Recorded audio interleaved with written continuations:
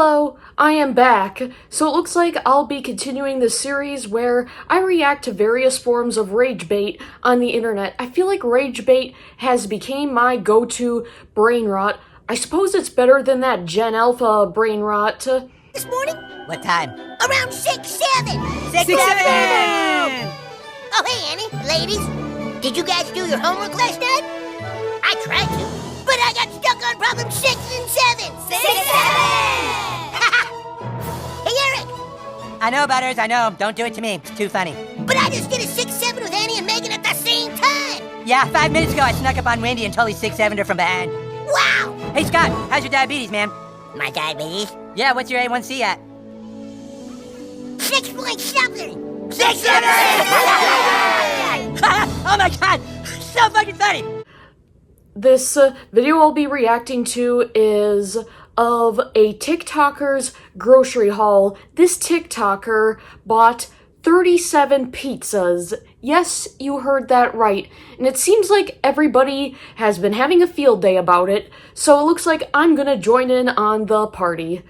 So, here it is.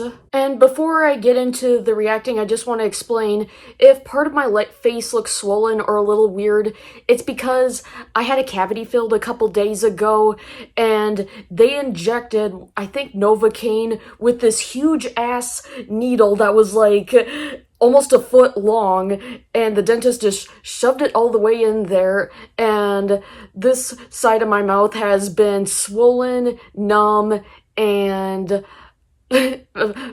at least now I can kind of smile with my whole face, but for the first day, I couldn't actually smile at all, at least not on this side, because I couldn't move my face at all on this side, and it was just so weird, and it looked like I had a stroke, but hopefully it's not too bad right now, but it's still kind of there. So, anyway, let's get into the video I'll be reacting to. Grocery haul as a 37-year-old full-time working mom of 3 boys who also moved her parents in with her. So we got groceries from Sam's Club, Walmart, and Food Lion today.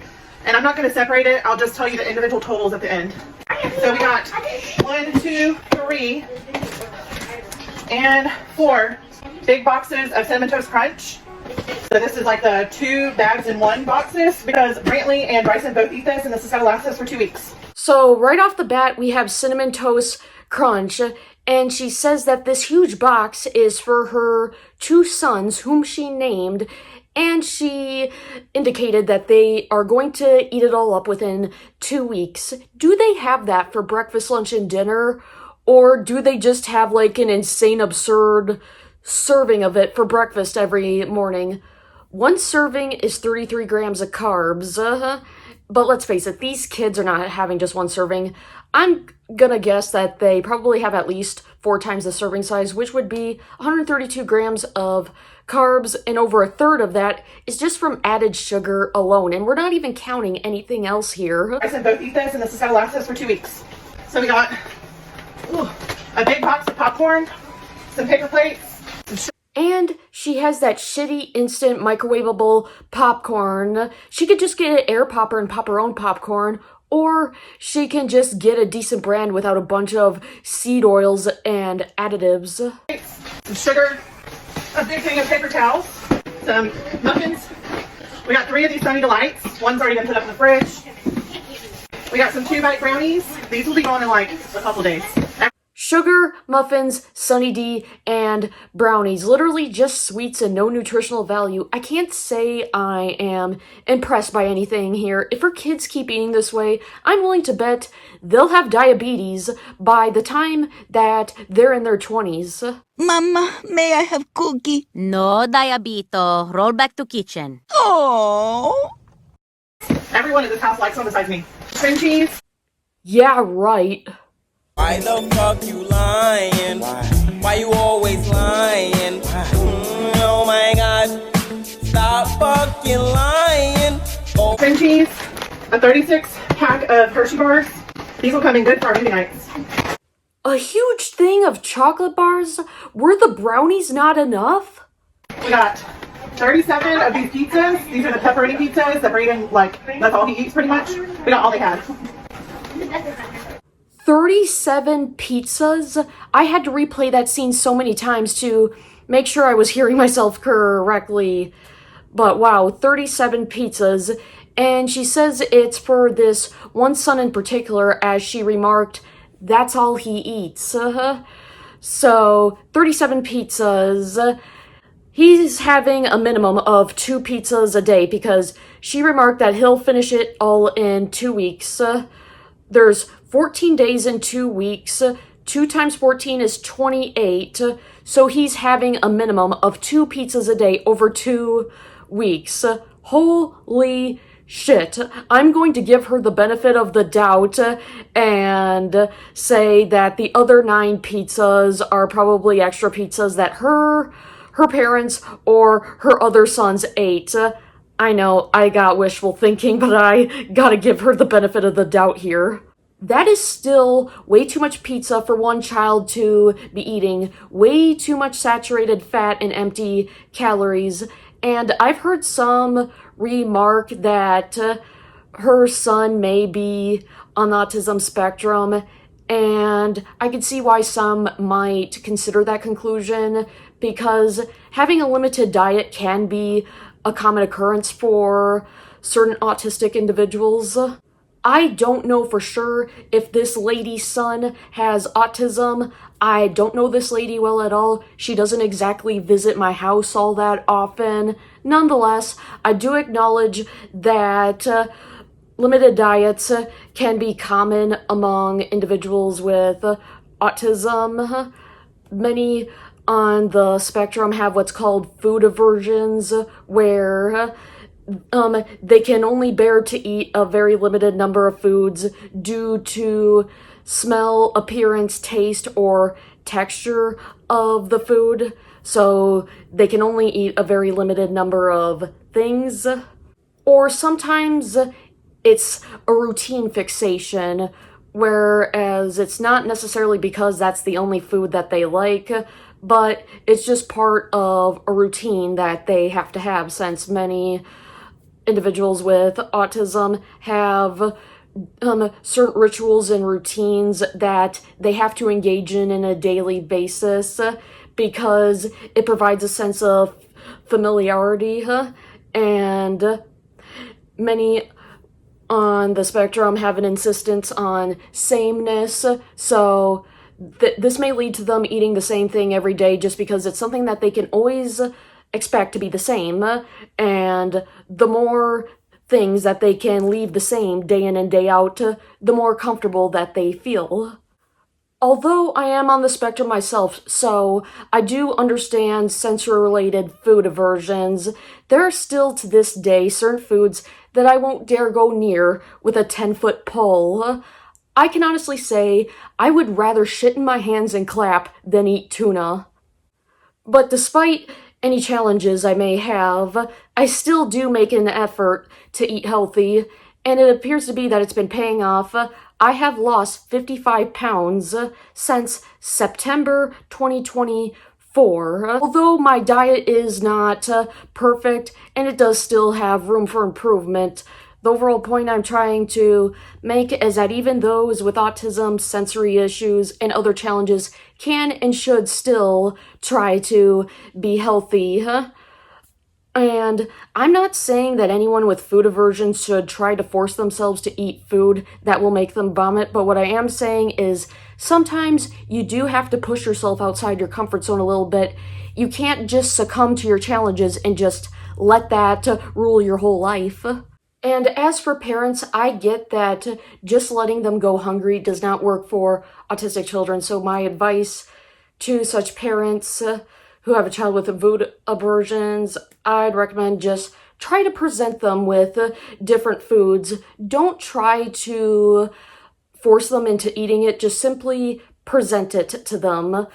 And oftentimes once a child has been presented with a food so many times, they'll become familiar enough to it to want to eat it on their own. And most importantly, always be neutral when it comes to food. So don't scold or punish your kids for eating or not eating something. And likewise, don't praise or reward your kids for eating or not eating something. Food does not have any moral value. Food should never be a disciplinary issue. Food has no moral value, so eating nor not eating something does not make you good nor bad. And likewise, we eat just to nourish our bodies. That's it. The end. No moral value there. All right, let's move on. We got the mozzarella sticks. We got 1, 2, 3, 4, 5, 6, 7, and 8 Dr. Peppers. I got 2 gallons of milk. 8 bottles of Dr. Pepper, plus all those Sunny D's from earlier. Does this family even drink water? They seem like they drink everything but water. Reagan Brantley, 1 for the bathtub, 1 for the shower. 2 of the Chewy Chips Ahoy cookies. 35 Oreos. Big thing of vegetable oil. Chips Ahoy and Oreos were the brownies, muffins, and that huge case of chocolate bars not enough. That and all the bottles of Dr. Pepper, I mean, like, why? Got 3 boxes of the bacon flavor instant grits. Bacon-flavored grits? Like, bacon-flavored oatmeal? I never even knew that existed until now. That doesn't even sound appetizing. 2 of the 4 packs of salted butter. 2 blocks of mozzarella cheese. 3 of the mild cheddar block cheese. And 3 of the Monterey Jack block cheese. 72 count of American sliced cheese. Who the fuck needs that much cheese? So many sticks of butter and endless blocks of like 4 different cheeses. This whole family must be super constipated. I bet that pooping is considered an infrequent celebratory event within this family. And I bet that when someone in this family finally does manage to pay their dues to the John, their bathroom becomes a no-enter zone for at least 12 hours. I mean, just imagine all that sludge just rotting in their guts. You can only imagine how pungent that's gonna smell when it finally leaves their system. 2, 3, and 4 big bags of fries. So we got a watermelon, and we got a case of water. Oh wow, a watermelon, and finally water with all that juice, soda, and all that other crap that they drink. I was wondering if this family even drinks water at all. I think it's still worth saying that they definitely drink more soda and juice drinks than they do actual water. And we got 2 Mountain Dews. Mountain Dew, didn't I call it? Didn't I say it? They drink more soda than water. That is beyond a doubt now. That was a workout. That was a workout? Okay, this lady is totally rage baiting. She totally knows what she's doing. So I don't think it's worth taking anything this lady says too personally. All right, y'all ready for this total? Because it's a little bit crazy. First, let me tell you, I actually ordered 3 things online at Sam's that'll be here tomorrow. So I'm going to include that in the total. So I got an 8 count of the Kraft Deluxe mac and cheese, so 8 boxes of that, and I got 8 boxes of Velveeta shells and cheese. So those 2 I got online along with a big thing of toilet paper online. The total for that online. And the irony, she says that she had to order more cheese and toilet paper online. With all the cheese that this family is eating, they ain't gonna need the toilet paper for a while. Y'all ready for that grand total? Because it's crazy. $514.22 in groceries. It's a lot, but it'll go quick. There's 6 of us here, so.